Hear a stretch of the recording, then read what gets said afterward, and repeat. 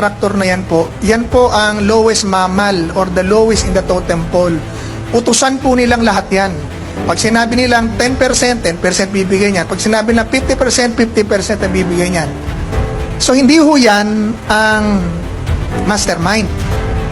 Ang mastermind dyan, kung sino may hawak ng pondo at may control dun sa district engineer. Sino ba yon? Sino? Hindi nga, anong pwestong buhaya? Anong pwestong buhaya? Congressman! Congressman! Congressman naman ang nasusunod eh. Pagka ayaw ng DE, district engineer, ito po ang nagpapabid. Ito ang nagde-design, ito nagpapabid.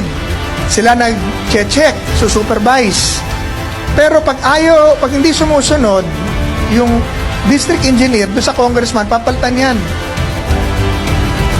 Sino naglalabas ng pondo? Sino nagdadala ng pondo? Congressman din. So, sino ang powerful? Yung contractor, yung congressman, o DE? Yung congressman. Yung congressman. Pero huwag kang magsasalita masama sa congressman, tatawagin ka sa Quadcom. Dito, tatawagin mo ako sa Quadcom. Po, okay na eh. Ano yun, tatay ko, 12 years na kulong eh. Sarap ng hulungan nila ron, naka-aircon ka pa. At pag tinulong po nila ako for doing what is right, I will consider that as a chip on my shoulder because totoo ang ginawa ko.